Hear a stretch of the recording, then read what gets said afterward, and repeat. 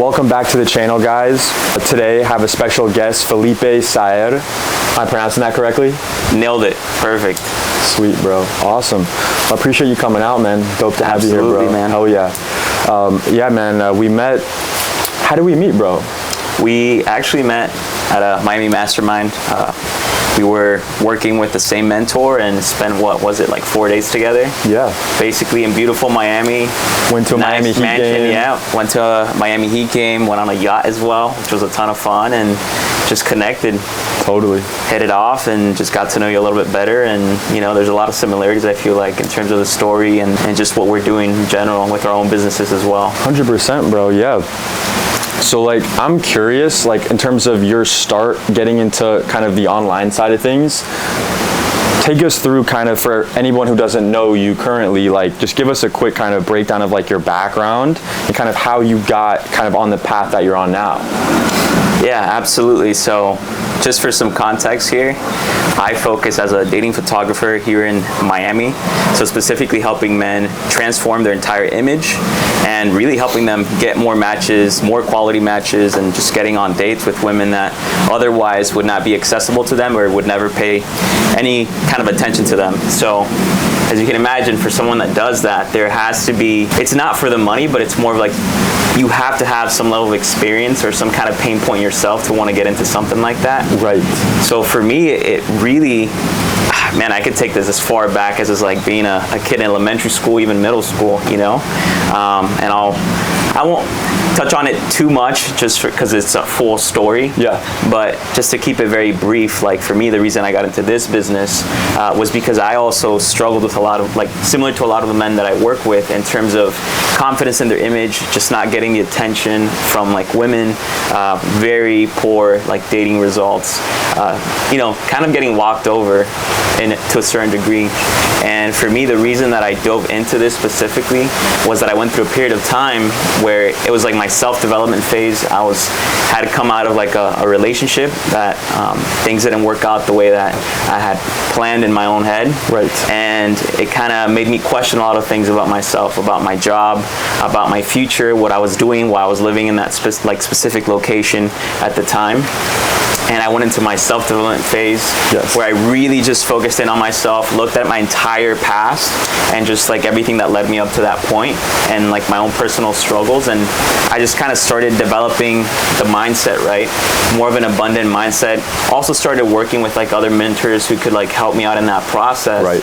And during that time, really developed my image, really dove into an area that was really difficult for me, which was like getting women to find me attractive. I always had very low confidence in my own image. Right. And in the process of finding that for myself and developing that, I started noticing how women were now paying attention, how like I previously would go on dating apps and get really poor results, and now started getting actual tangible like conversations going with women that to me was like, I never thought they'd pay attention to me, right? Totally. So I went through this whole process of doing that for myself, and I was also like, had a previous job working a 9-to-5 within the construction industry as a construction manager. I went to school for engineering, so that's a whole nother conversation.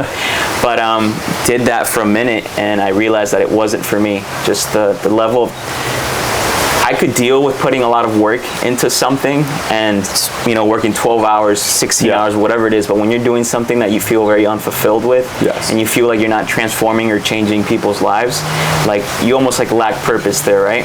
Oh yeah, 100%. So for me, ended up getting actually let go of that job just because at the same time I was going through my transformation phase, my priorities were being placed elsewhere. Right. So a lack of giving my all, people can pick up on that. I was let go. Totally. And for me, I saw that as an opportunity, right, to either go back to a 9-to-5 where I was miserable doing something that I was somewhat familiar with, or like really take that bet on myself and do something completely different and change really the course of my life and like my purpose towards serving like something higher than myself, right? And realized that I was really good with like transforming my own image and helping build that confidence. And then got my skills in photography, merged the two of those together. Also worked with one of my mentors for his program, and he has a whole dating related program as well. And we were getting results for our students that way too. And then next thing you know, I just started kind of offering my services as more like an actual business. Yeah. And things just kind of started picking up from that, and started making money like as my hustle, right? Still hadn't picked up another 9 to 5, so I was eating through all my funds that I had. At one point, just took out my entire 401k to continue to reinvest in myself, more mentorship. I fucking love that, bro. Yeah, had it like all in. I love that. And that's the money that went into the mentor that we worked with. Yes. Literally grabbed all my 401k money and then just split it into that, reinvested in myself. Back against the wall. Hell yeah. Yeah, man, because at the end of the day, it's like, if you're gonna bet on anything, it's betting on yourself, right? 100%. You know, like your full potential and what you can achieve. So for me, did just that, reinvested into myself, into the business, and just found greater purpose. You know, now I'm still working like crap ton of hours, as you can imagine, like being a business owner, but it's so much more fulfilling, you know? And now it's building towards your dreams, your aspirations, 100%. Not some construction shit for someone else's goal that you don't give a fuck about, you know? 100%, yeah, man. It's like when you feel like your purpose aligns with like the work that you're carrying, it's so much more meaningful. You feel so much more energized. Like you feel like you're impacting society and the world around you. And like for me, I couldn't ask for more. Like when people say like pursue the thing that you love, I'm pretty sure this is like what they mean, right? Right. You know, I think sometimes we have a misconception of like do the thing that you love, but like I think the love part is really translating to like do that thing that's purposeful, that's like life-changing, that really drives you to make a bigger impact aside from yourself. That's like selfless, right? Totally. And I think a component of that is like, like what you love. And I think, like you mentioned, you touched on it, is like the impact side, right? And for example, for me, like I'm in the tennis industry. So for me, like I would have never even dreamed or thought that I would be like in the coaching space for tennis. I had a pretty negative opinion about tennis coaches when I was younger, right? But because I struggled with my game in tennis, then eventually some stuff with coaching, it was like, that's why I'm suited to serve kind of that avatar now, because I was struggling with that stuff, right? So kind of throwing that onto you for your dating offer and your dating program and your kind of your business, right, is dating related. So my question there is, I had issues with my tennis game, which kind of fueled my impact and my kind of vision for stuff. So like, was there a girl that kind of like initiated everything for you to kind of get you on this path? That's a good question.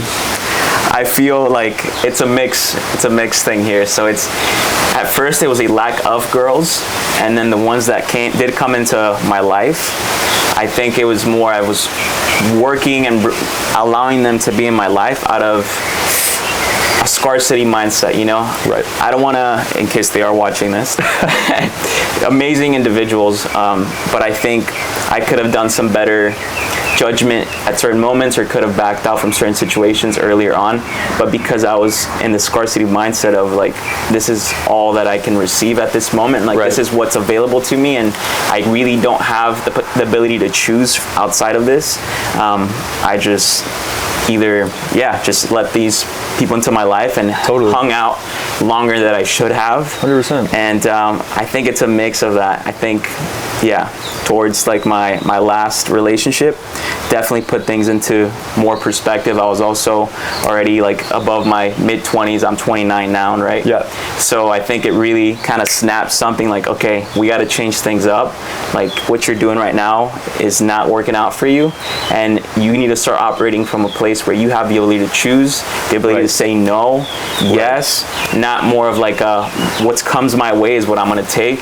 And I think that's a real difficulty for a lot of men, because they just take what they think, you know, is what they can get. Right, they just take what they can get. So for young guys out there, right, who are just kind of getting more serious into dating and they want to find their significant other, maybe test the waters, get into a serious relationship, maybe not so serious, whatever, how can they start to develop that abundance mindset instead of operating in that mode of scarcity?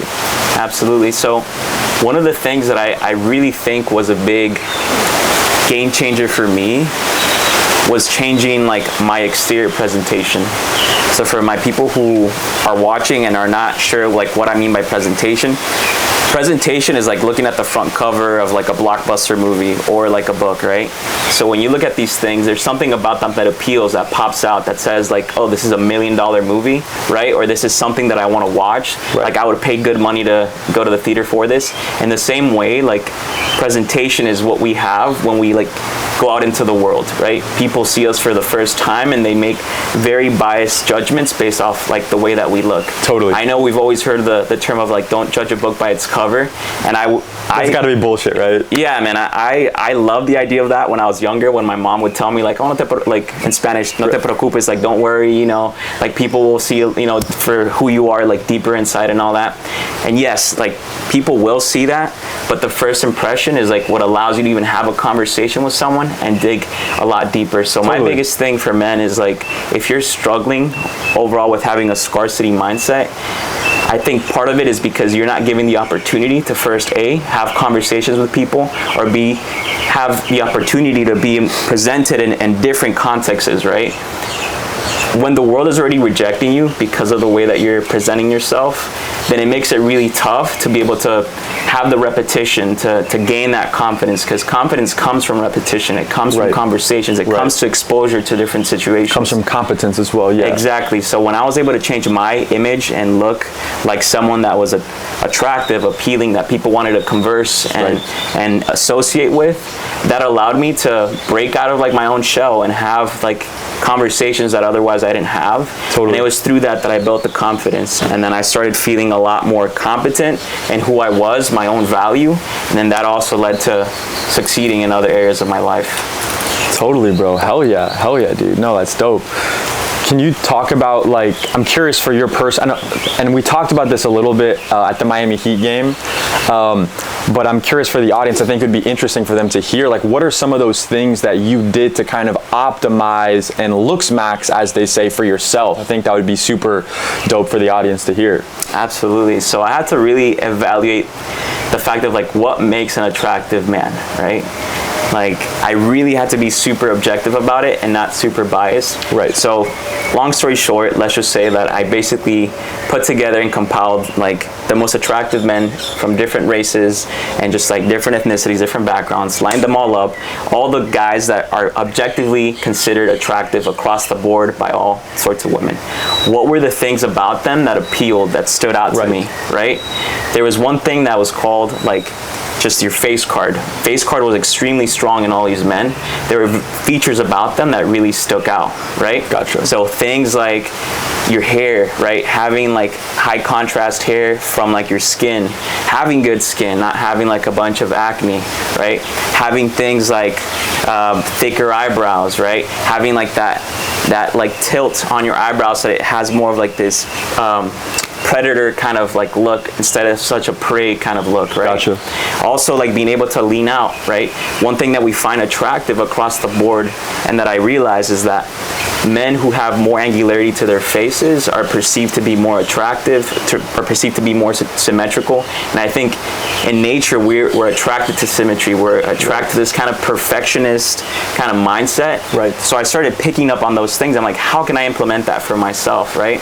So things like my haircut. What kind of haircut appeals to me that can help create more symmetry, that also helps create a little bit more of like what we call like a sex appeal, right? Right. Sex appeal is basically kind of defined by that innate ability to look at someone and be like, oh my gosh, like they're extremely attractive. I would highly consider like procreating with that person, where some people, you look at them and you're like, oh, okay, they're cute, like, you know, I'll pat them in the back, you know, I'll give them a hug.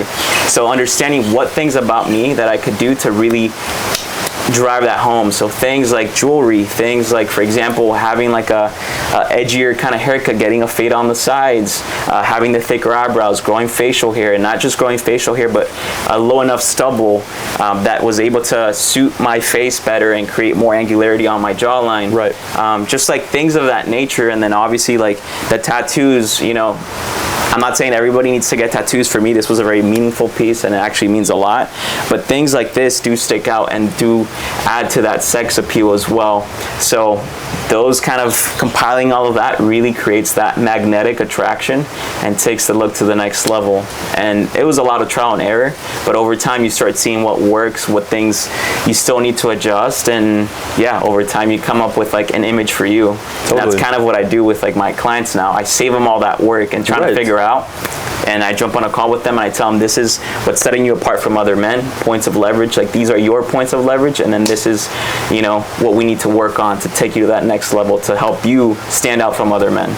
Totally, man. Yeah, I think that's awesome, and it's super valuable for people to hear, because you're mentioning like, okay, what are like objective things, and I love that word objective, because I use that a lot when I'm talking about like training and stuff for athletes, and I think it's very helpful for people to have objective things that they can say, okay, wait, these are some factors that now let me consider, now how can I personalize this for myself? I think that's when someone like you comes in, right, where you're the expert, where you can say, look, here are some general guidelines, watch my content, you can adjust this stuff, but then if you want me to kind of help you hands-on to make sure like this is what you should optimize for your body, for your specific genetics, etc., then you can kind of dive into kind of a deeper level, right? So it's cool that you're able to kind of provide some of those kind of objective, I guess, not goals, but like just kind of features, I guess, that people can tweak and optimize, like you mentioned, like tattoos, like the type of haircut, yeah, like the leanness, right? Yeah, I've heard a lot about that, right? Yeah, it's really interesting, man. So yeah, like what would you say has changed in dating like in the last 10 years, from like kind of maybe when you started getting into the game to like now? Like what would you say are like the biggest things that have changed in the dating landscape? Absolutely. I think one of the biggest things is that social media has become so much more prevalent, which means that for men, the level of competition is so fierce. It's crazy, right? So you can't get away really nowadays, especially like if you're living somewhere in Miami or like LA or New York, where there's a lot of people coming in with money, with just a lot of optimization in their life, fierce competition. You're being compared to consistently, and the people that I'm sure you've realized on social media who look the best, who have the biggest followings, also have like crazy genetics or have optimized themselves. So that's what you're being compared to on a daily basis, whereas before there was a lack of that, but nowadays there's so much more to that, right? And then on top of that, just adding the big boom in terms of dating apps and how those have taken off, that seems to be now like one of the prime ways that people are still are starting to really go on dates and find their potential partner. You hear it a lot more. And in that regard, with like dating apps, right now, if you go on any platform, for the most part, you're gonna find that 75% of men are on dating apps, and then the other 25% are women, which means that men are competing and women are choosing. So it's this big competition landscape, more than before, and it's all about looks, unfortunately. Right. So where does clout come into the picture? Does clout matter in today's dating landscape? So my biggest thing that I focus on is online dating. So in general, when it comes to online dating, it's something that can be considered a point of leverage. It can definitely help you out, just because status does play a big part. So for example, with some of my clients, the way that I'll present them, depending if they have the clout or not, I'll either take photos of them in like very specific situations, either showcasing material objects that not the typical person has, or the other part is like, for example, if they are speaking to someone and they end up moving the conversation to Instagram, yes, having like 1 million followers is going to make you be perceived as a higher value individual. Right. It's going to make the person question like, what the heck? Like, what about this guy is so special that he has all these individuals like chasing him and seeking him for approval? So it puts you in a position of like higher power, right? Where you are seen as like the figure, the competent one, right? Right. Whereas like if you don't have clout, unfortunately, like it could, you can still get good results, don't get me wrong, but obviously if you have the clout, it is going to set you apart. Right, you're just going to maybe have to lean on other things if you don't necessarily have that pillar established, right? Exactly. Yeah. Yeah, it's interesting, like, I think one thing that I'm curious your thoughts on is like how you apply kind of personal branding for your students and clients, because I'm just making an assumption here. Maybe some of your students might have some clout, maybe some don't. I'm just going to assume some do, some don't. So like say for the people who maybe don't have, maybe they have like 1,000 followers on Instagram, they got 500 followers on Instagram, they got 100 followers on Instagram.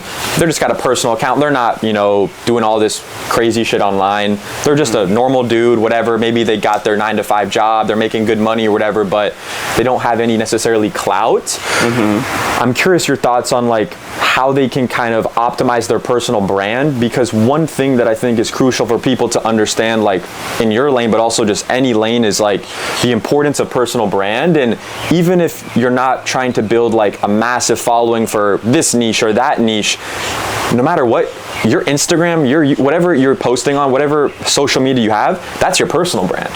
Whether you say you have a personal brand or not, that's your personal brand. Absolutely. So like, what do you do for your students to kind of help them optimize that kind of personal brand for themselves, so that when, the girls they're talking to look at their page, kind of has a kind of higher impact initially? Like what are some steps they can kind of take there to optimize that? For sure. And I'm glad that you bring that up, because nowadays your personal brand is pretty much everything. The way that I really split this up with students is that it's split up in two ways.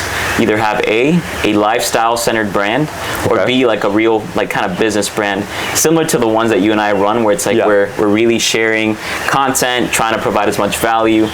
But the first one, which is the one that I think is most applicable to guys who are either working a 9-to-5, who are not trying to start like a whole side business or anything like that, is more oriented to having a really attractive resume or business card. I think that's the best way to look at it, is like having a really hot business card or resume about yourself.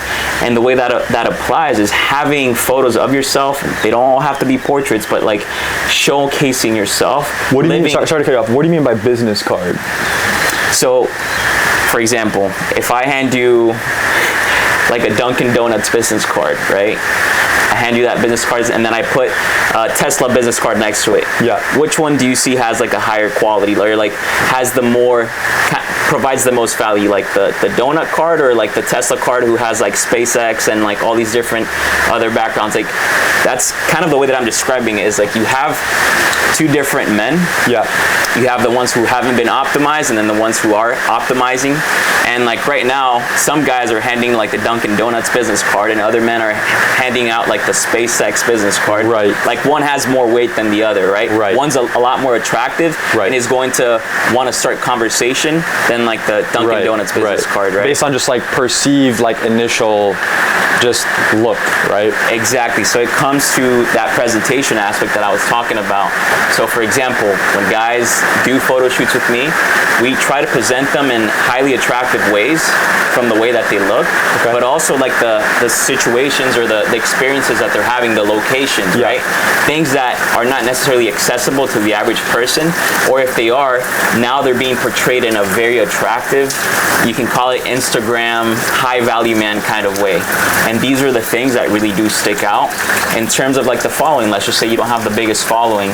You say maybe you have like 500 followers, but you're following like 1,000 people. Yeah. First thing that you can do again is like change up those ratios, because it's making you look bad, right? Right. So if you have 500 followers, like bring that down to like just following 25 people, like who are your closest, right? Because again, it's all about perception. Right. It's all about that initial judgment that we have when we see something. In the same way that you see two products, right? You see a Toyota and a Ferrari. It's that initial impression of like looking at both objects that you make the assumption of like, this is more valuable, this has more potential than the other one. So it's basically doing that. That's sick, bro. That's awesome. Yeah, you're basically helping them build their brand, right? That's really cool. I like that. Yeah, man. So like, what would you say are some of the most common mistakes that guys make when they're communicating with women? Like, let's say they optimize their Tinder profile, they get that dialed in, their social media is looking better. Now when they're talking to these women, maybe trying to start conversations, or maybe they're already in the conversations, what are the most common mistakes that guys are making in the trenches? Yeah, they're way too logical. Way too logical. So what you're saying is women aren't logical? women can be logical, but for the most part, they operate from a place of emotion, which is actually really valuable, very, very valuable. But guys don't understand that sometimes, and we're very logical. We like to go from point A to point B, and then this is a step, this is the detail, and that's not how it operates within, text or within conversation. They want something that's playful. They want like a certain level of sarcasm, not taking yourself too seriously.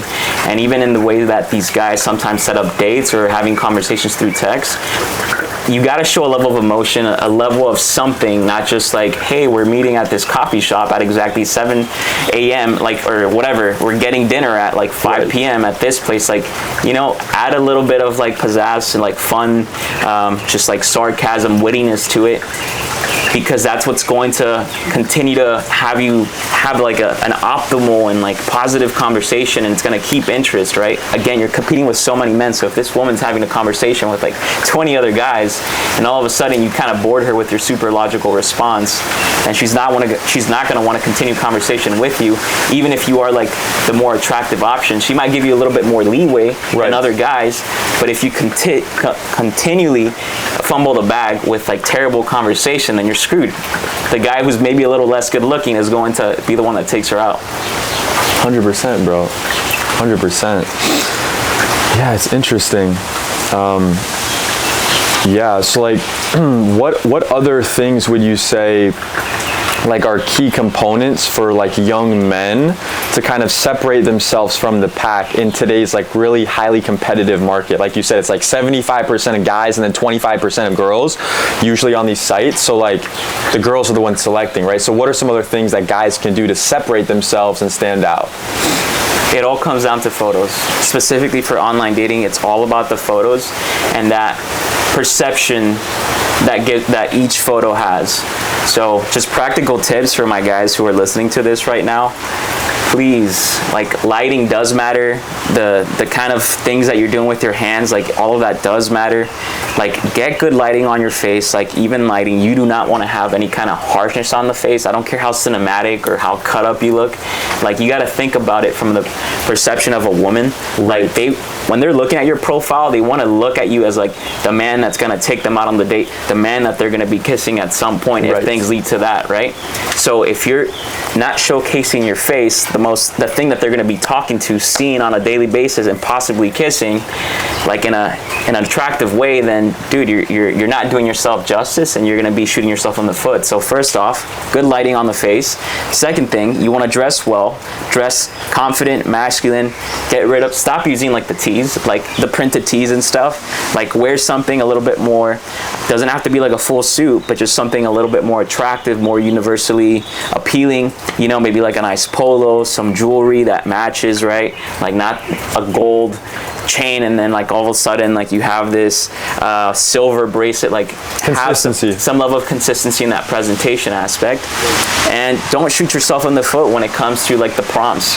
A lot of the time guys get a little too logical with the prompts. Have some fun with it. Don't be over cheesy. Like, it's about also keeping that mystery, right? You don't want to give and show all your cards in one sitting. Right. Keep that level of mystery. And I would say if guys are able to fix that up, and they can stop also the photos with the fish and like chugging beers and stuff, like that bro kind of aesthetic, they're gonna be at a better place. Totally, bro. Would you say most women even respect nice guys?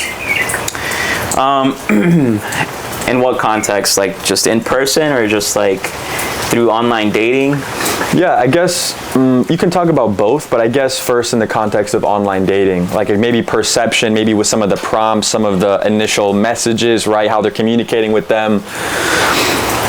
Yeah, would you say like women respect kind of the nice guy approach to attracting them? I would say that for men specifically, if you have that nice guy kind of look to you, and you don't look like there's a potential aspect of like danger or uncertainty or like competence or dominance, then you are going to get overlooked. Because in reality, if you see things from the perspective of how in nature things were made, it's like men by nature are meant to be the ones that kind of like lead, are kind of the ones that protect, right? And women are the one that naturally like nurture, right?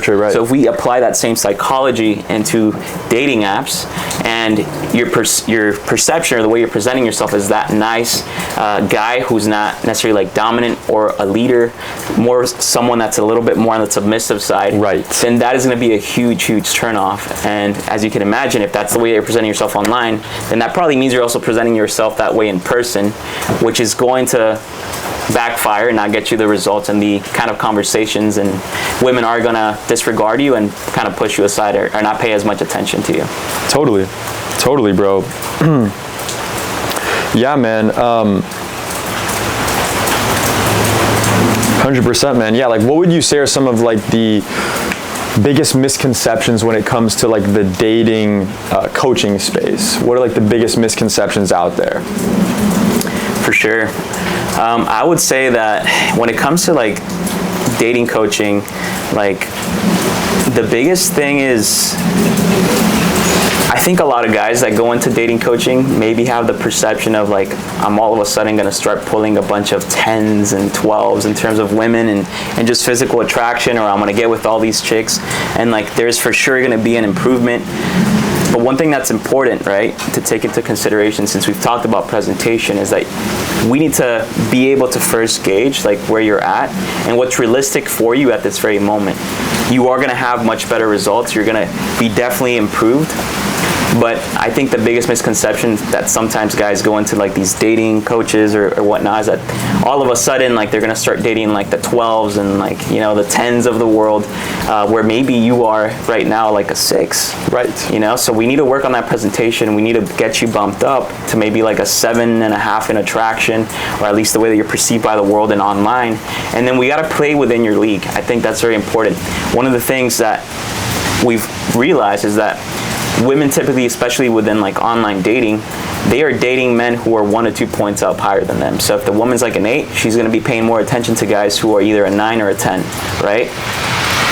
So if we look at it the same way for men, and we like reverse that, if you're a 7.5, that means that you're going to be attracting women that are 6.5 and 5.5.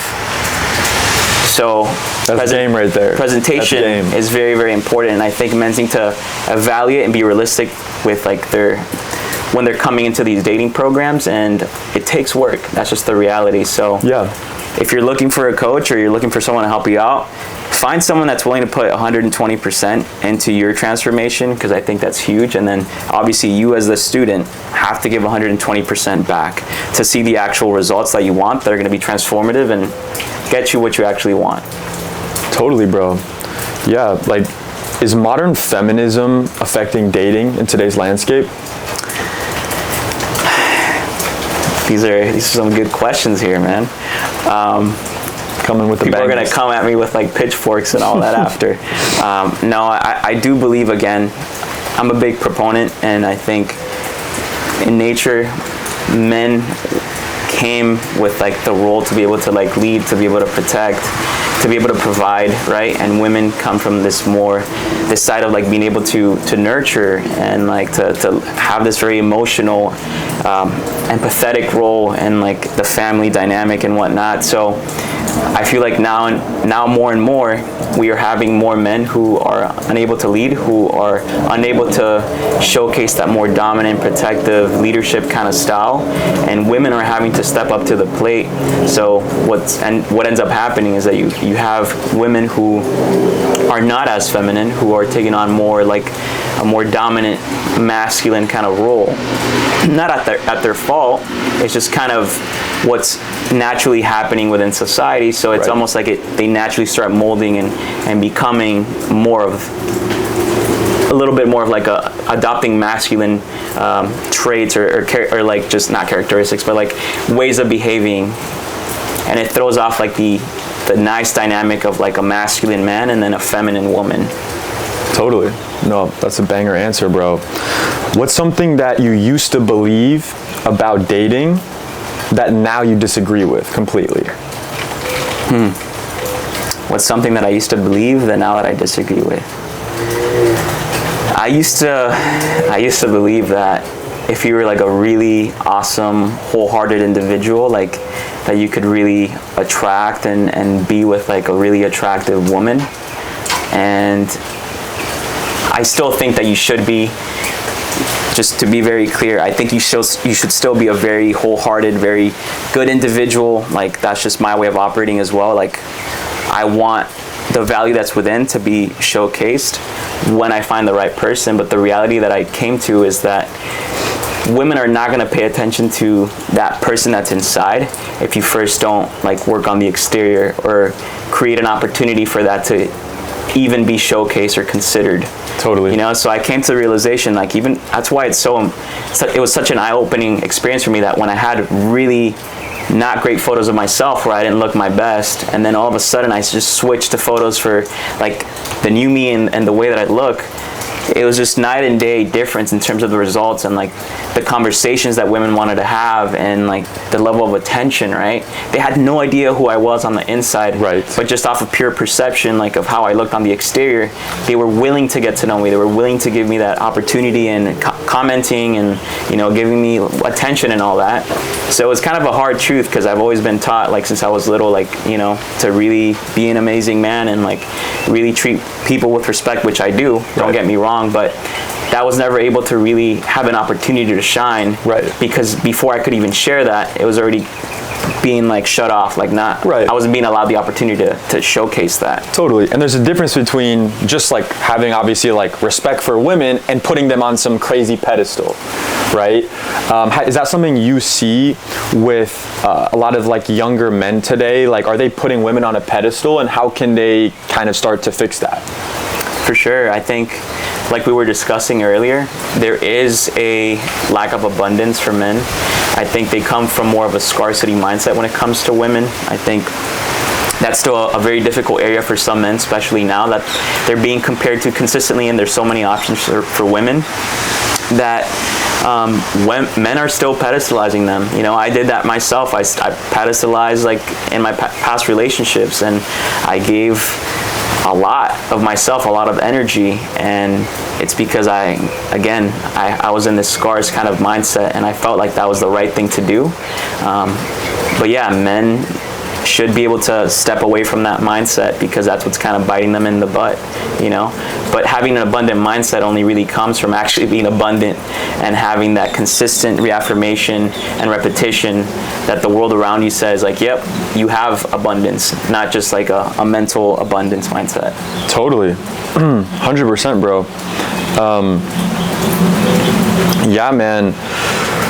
Yeah, I know, like, it was very helpful for me. Like, you gave me a lot of good advice that I've already been starting to apply a little bit. So yeah, I know, like, damn, like, if I had like your whole undivided attention to like optimize everything, I know that'd be fucking killer. Yeah, so when it comes to like your journey now and kind of like the process you're in currently, like, what would you say is kind of like some of the next steps for you on your journey, and like kind of what are you kind of focused on now? Yeah, so I think there's different levels and there's different things that I focus on. Obviously, personal life, business, and you know, for me, the way that I see it is like at a personal level, man, I want to just continue to strive to become like the best man that I can be. You know, for me, the way that looks like is someone that's competent, that's continually like just nurturing their brain and learning more and meeting new people and gaining new perspectives and experiences. Yeah. Also, I think the body, like my body as a whole, is super important, right? It's like what holds me and helps me continue to live and be strong and like look the way that I do. So continue to take care of my body, I think, is really important. And I do have like physical, you know, gym goals for myself. But from like a business perspective, for me, it's really just like being able to serve more people. Like, what can I do right now to be able to serve more people, serve more men, and change more lives? I think that's my biggest mentality and the biggest thing that I'm trying to decipher and really put into place. Like, how can I serve more men right now? Like, I love the men that I'm working with, and you know, the quantity of men is great, but again, I feel like my purpose is so driven by helping transformer men to have like this greater confidence, this greater perception of themselves, to understand like the great value that they truly hold, and showcasing that to the world, that I want to be able to do more of that, you know. and obviously like social media is a big part of that. Also just like connecting with other individuals like yourself and doing podcasts. And yeah, that's my biggest thing right now. How can I truly serve more men at a greater scale? Totally, yeah. That's going to be coming through content, obviously, as you scale your business to new heights as well. Yeah, man, very cool. Yeah, man. What else, man? I mean, you got any questions for me? Sure. So you've been coaching for how long? So I started coaching. I started tennis coaching at 10 years old, actually. Okay. And then I built that in-person lesson business for like 5 and 6 year olds until I was about 16. Then when I got fully healthy, I paused that to focus on my own game. Then went D1, focused on that for like 2 years. Then while I was in college, I actually started coaching at IMG Academy. So while I was in college in the summertime, I actually was mentored by Nick Bollettieri, who basically founded all of like the academy model in sports. That all started with tennis. So yeah, I started that when I was there when I was like 19, and then paused college and had the opportunity to move down to Boca Raton and start working for Rick Macy as a coach there. So started taking coaching a lot more seriously then. And yeah, man. So I started coaching actually when I was 10 years old, which is kind of nuts. Wow. That's impressive. So you've been obviously in this business for a very long time. You know, at this point, probably double the age that you are at this amount. Yeah. Literally. So my question to you, like, what has been the biggest takeaway from just being a coach? Like, what do you feel has contributed the most to just like you as a coach, and then also to your students, the people that you serve? Totally. Yeah. I think one thing that's critical for any coach is every individual is an individual. Every person, like there might be concepts that are like universal, but it's about the individual, not just on court, but them holistically as a person, right? So I think finding what works specifically for the person you're working with and really building that connection and that relationship with the athlete or whoever you're working with, right? And I think just kind of having clarity on treating them as a complete and utter individual, and you can apply all of your learnings that you've done with other students and kind of that pattern recognition, but at the same time realizing what worked for one person might not work for the other. So you can't have a cookie cutter approach, and that's why I've always been super big on custom, because that's what like I would have killed for when I was coming up as a player. And that's what like I'm super passionate about kind of delivering for not only my athletes, but teaching my coaches as well on how can they do this stuff on a custom basis for their own students as well. So that's kind of like the first thing that kind of came to mind. And besides that, just from like a main kind of coaching perspective, something that is key to really help the athletes that kind of can separate you apart is having that undeniable belief and instilling an utter undeniable belief in your students, which I think a lot of coaches, they just treat it as they're a trainer and they show up, they help them with whatever questions they have, but they don't go above and beyond to actually instill a belief into somebody that they currently don't have. Which I think that's a real fundamental role of a coach, especially when you're working with younger athletes, especially when you're working with, you know, developing individuals, you know, under 18, right? Under 21, you know, people who are growing into themselves. And I'm sure you see some components of this on the confidence side with like dating, but like instilling confidence, instilling that belief, instilling the values that they need to have, whether that's discipline, hard work, whatever it is. It's not just about forehands and fucking backhands. It's about, okay, do the work, do the fucking jump rope, because you're gonna not be a piece of shit person after doing this for 6 months. You're gonna turn into a different level of yourself. And seeing those type of transformations, for me, the mental transformations, the just life transformations, to me those are way more impactful than like me cleaning up your forehand. Like that's dope, and like I can do that like literally after this session right here. We can go out there in the rain and hit some forehands. Let's go. But for me, it's about about like what I've seen and what I've really grown a passion for is literally transforming people's lives, which when I've looked at my coaching mentors, they're not just talking about forehands and backhands. They lean into, no, I'm actually going to fucking transform your life. Which that was kind of a different level for me to get to, where initially it was like, well, how can I first learn how to manipulate the technique side, and let me give you the right strategy, and let me help you with the decision making, which is super important, and they need experts to help them implement that. But just instilling like belief, instilling confidence, changing people's lives, whether it's physical, whether it's mental, those are the things that make a lasting impact, and like those are the things that I think back on with all the students I've worked with, for sure. Absolutely, man. Wow, that's a like a really profound explanation, and I love that, you know, that you're focusing on the transformation, the belief. Now, what makes me like think of next is like you obviously mentioned that you take a very custom approach with all your clients, which is amazing, right? Because I think every single client deserves that. Not everybody is a cookie cutter, you know, mold that you can just like copy paste. Like, right. You know, everybody does require a little bit of very detailed attention to their current situation. But what have you found in your best performing like clients? Like what pattern already exists that you've seen in them that maybe you would want your future clients, potential people that want to work with you, like start thinking about when coming to work with you? So you're asking like what kind of traits do I see in like my best clients who've had the best success? Yes. Few things. So number one is actually being all in. Like actually having your fucking back against the wall and saying, I'm fully invested into this thing. Number one. Number two is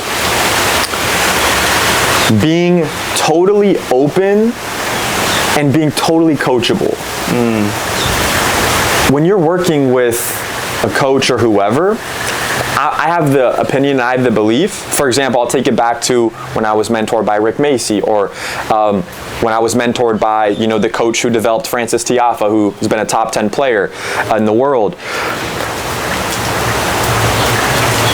You could have the best fucking coach in the world, but if you don't have the hunger and you don't have the action-taking ability to actually take action and be coachable for what they're telling you, you're gonna get fucking nowhere, right? You could pay in full, you can do all of that, but if you're not gonna be coachable and you're not gonna be ruthless in taking action, you're fucked.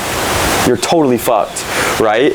So like what I've seen is the people who are able to make that scary decision, take that leap, critical. That's like, I literally see a direct correlation between the people who invest in themselves the most and the ones who are putting in the most work.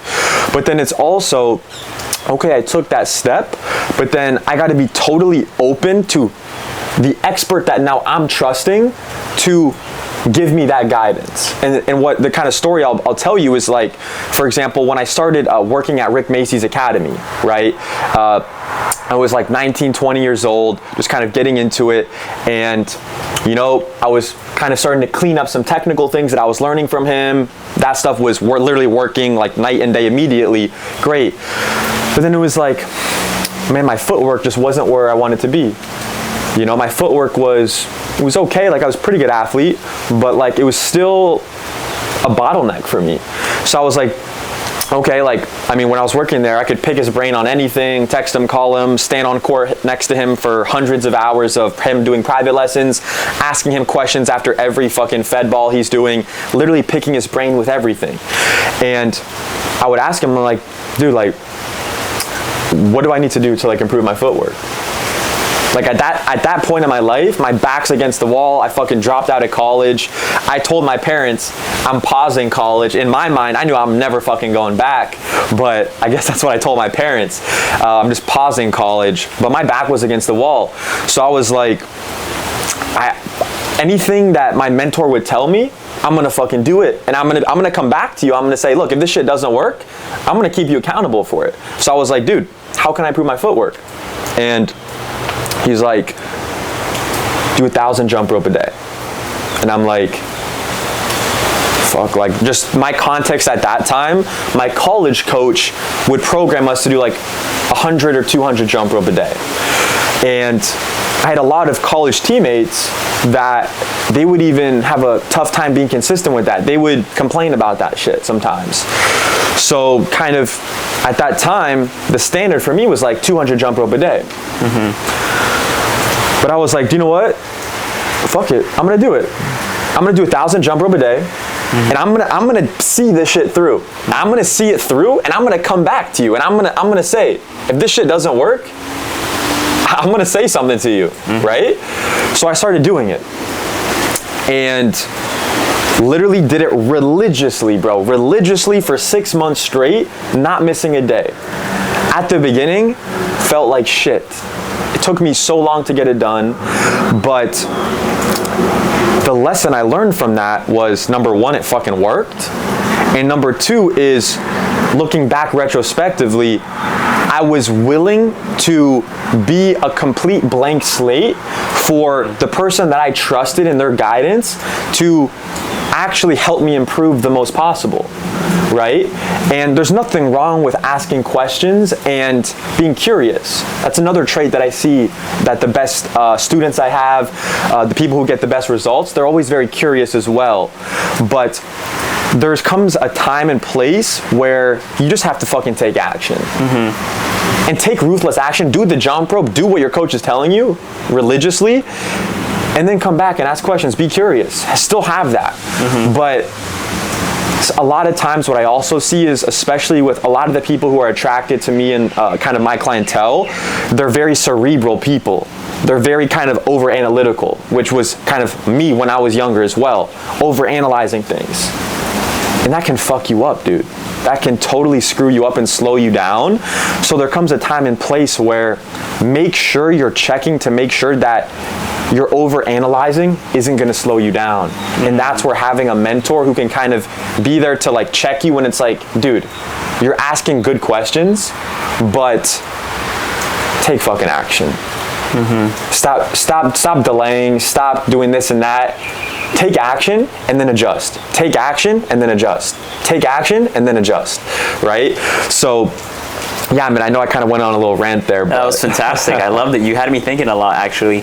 And one of the things that came to mind as you were describing, like, what your winning client, like the mindset and everything, like the thing that came to mind to me was like, my ideal client as well is the one that like really surrenders and says like, this is my situation and I'm gonna drop my ego and I'm gonna say like, I need help.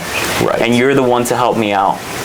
And the second part to that I've realized that makes them really successful, and that's also helped me out when I've worked with other mentors in the past, is that I become really extreme about like what I'm doing. Which sounds like what you did, for example. You went from doing 100 rope to doing like 1,000, right? So the expression that I use very often is like, extreme people get extreme results. I love that. Right? So I think that's one of the things that I've realized and I've seen in my clients, the people that obsess over the thing, the people that are going all in and drop the ego and are fully dialed into like trusting like their mentor, the ones that are like willing to fail and get back up and just keep trying like you were saying, right? Because sometimes we adopt this perfectionist kind of mindset that is what's preventing us from taking that next step. That's what's hindering our progress. That's what's keeping us from truly becoming great and exceptional, right? Totally. So totally, bro. That's banger right there. That's a fucking banger, because that's the first step. It's dropping the ego, and that's really important for people to understand. It's the first step is realizing, okay, I'm not where I want to be.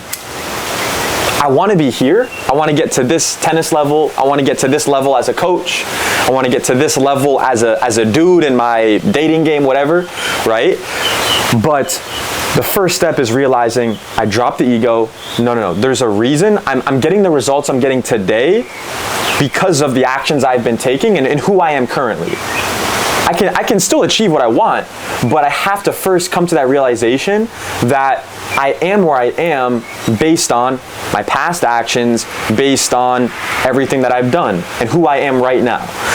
And once you come to that realization and take full ownership and accountability, which is kind of the next level of it, is like, take full ownership, and then once you can understand that and take full accountability, now you actually have the ability to be open to that mentor, to that coach who can give you that feedback. But if the ego is too high, where you don't have that humility and you can't kind of have that humility, it's going to be a bottleneck for you, and then you're going to not really understand why you're stuck.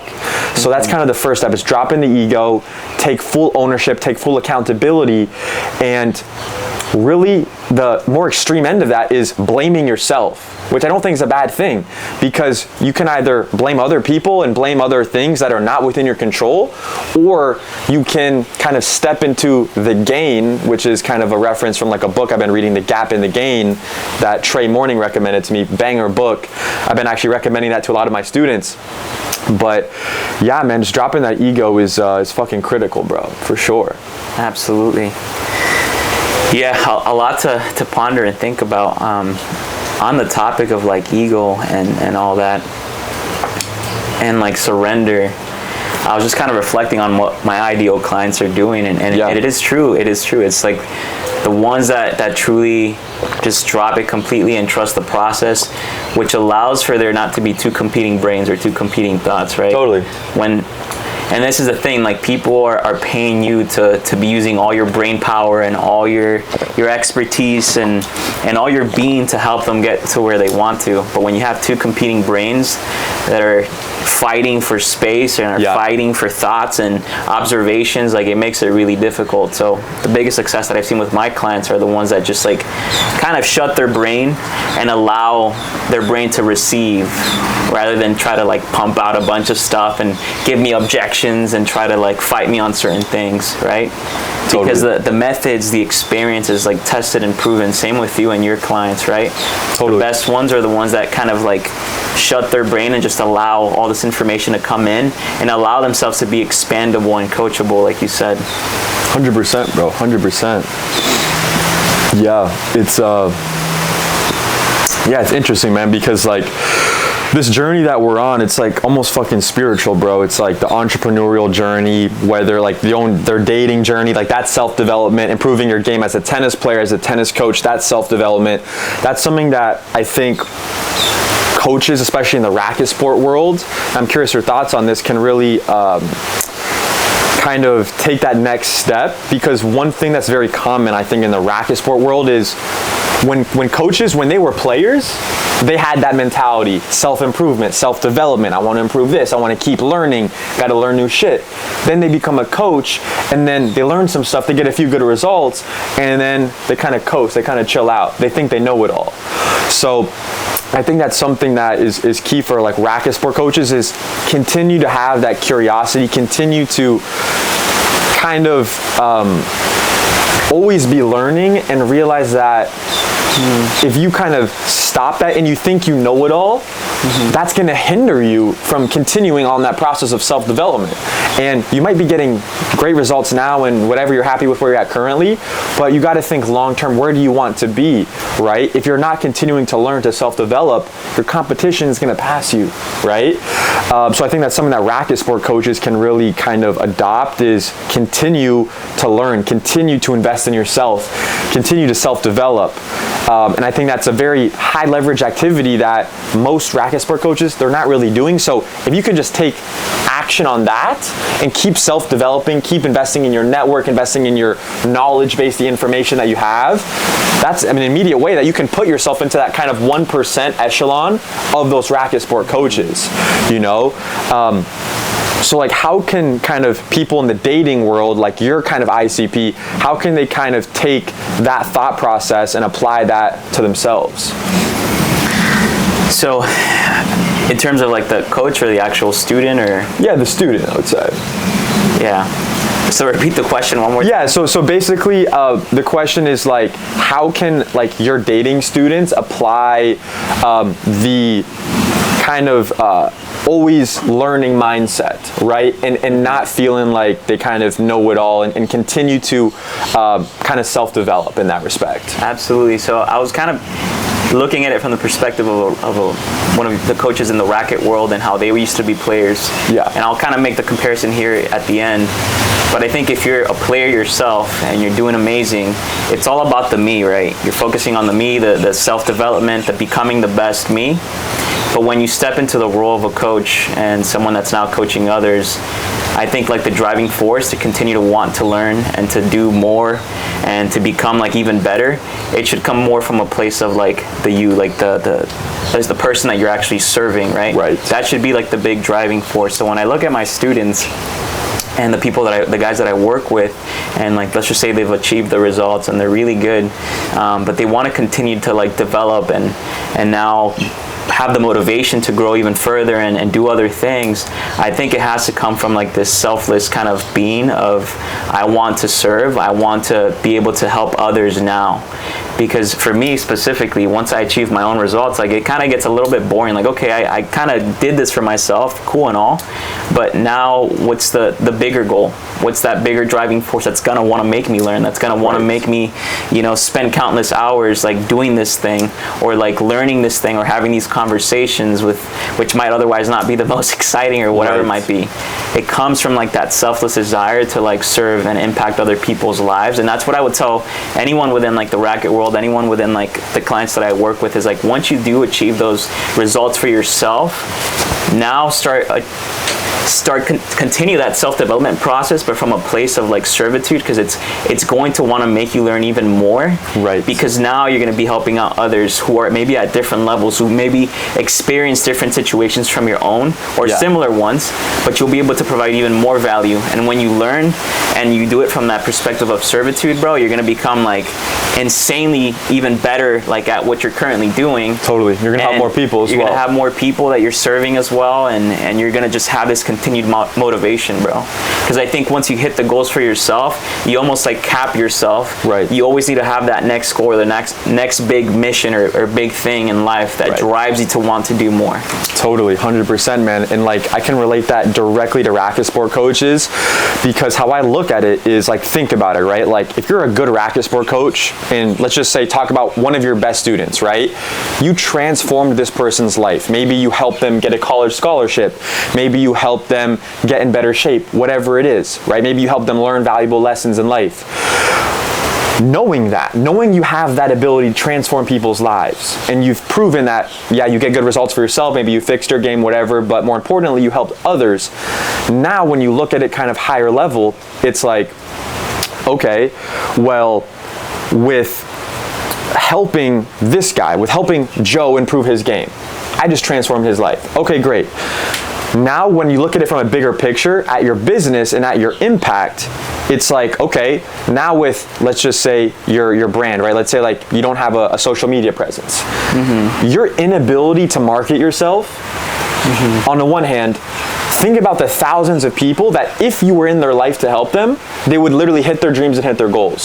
So your inability to market yourself correctly is now hindering all these other like potential people that you could potentially serve, but your inability to do that, to keep developing those skills, to mold your business to the new world we live in the online landscape. Now, it's not about you, bro. It's about, think about all the fucking people that you could be helping that now you're not because you're too afraid to go online, right? And that's just one side of it. The other side of it is like, for example, like on the sales side, right? Like if you're not investing in your ability to kind of like become better at like selling your product, think about it. You have a meeting with somebody and you're not able to close them on that deal, your inability to be skilled at selling them is now gonna cost them their fucking dreams and their goals because they couldn't pull the trigger and they're a little scared, right? So like how I look at it is, as a coach, as a mentor, you have to continue to refine these skills and figure out how you can level up to be able to make the biggest impact possible. Because like you said, you already hit your goals. We already hit our selfish goals, right? So now to keep evolving and keep leveling up our impact, we have to still look internally, take accountability for ourselves where we're lacking, and that's how we can make the biggest impact and serve the most amount of people, right? So I think it's something that kind of applying some of these like business mindset kind of tips for people in like the racket sport world, it's kind of not too common. And I think just once you have that mindset, it can open you up to now realizing, wait, there's still a lot of room for me to grow, which I think is awesome. Because like, if you are at a point where you feel like you fucking have done it all, that can be kind of depressing, right? You can kind of be like, fuck, like what do I do from here? So kind of knowing there's always a new level, there's always more you can do, there's always more impact you can make, and then kind of just problem solving. Okay, well, what's my bottleneck, right? And then kind of just taking it one step at a time there. Absolutely. I love this conversation because I just keep thinking of more and more things, but I was thinking about, you know, just price, right? Like sometimes as we're starting businesses and whatnot, like a big driving force a lot of the time for people that want to start something is because they want to make more money and they want to get their finances right. I don't know if this has been your experience, but when I found that when you're chasing like the money, that's when you're actually repelling the most, you know? Right. And I guess like just a little side note also for just Chase's audience and all the guys that are out there, it's like, do it from a place of like, again, I'm just going to keep going to that theme of servitude, because I feel like when you do things naturally from a place of giving, there's this really good book that I've read, and probably just, this is how I live my life, is from this like book that's called The Go-Giver. Have you heard of it?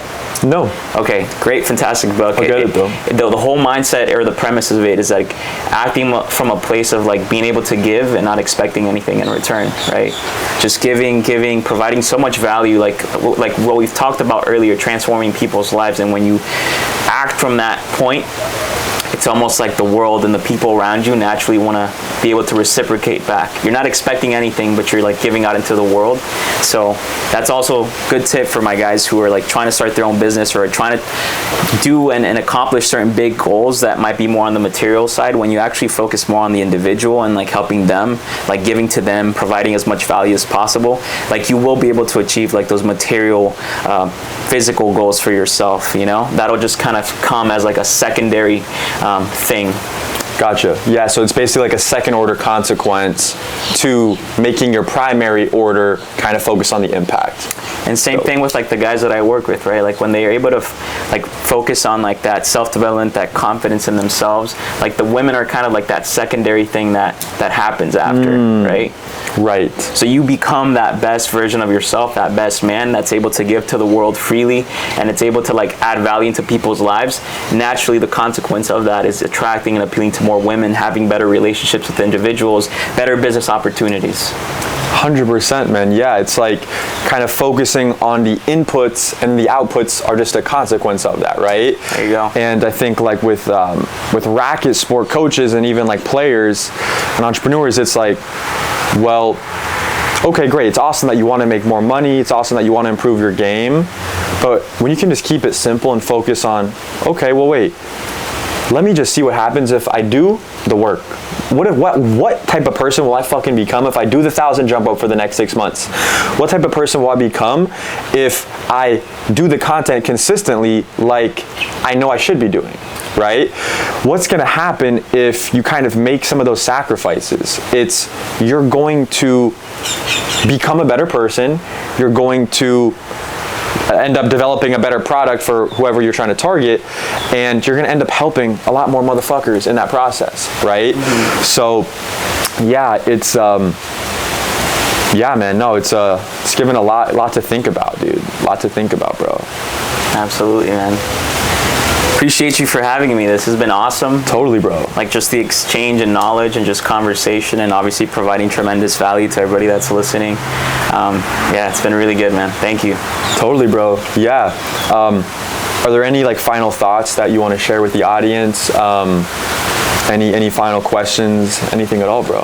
Absolutely. Not so much like questions, but I think my biggest tip for you all, like whoever's watching right now, is like believe in yourself, like bet on yourself. Like if you're gonna do anything in life and bet anything and like put it all on the line is on yourself. Like you have the most control over your life and what you can achieve.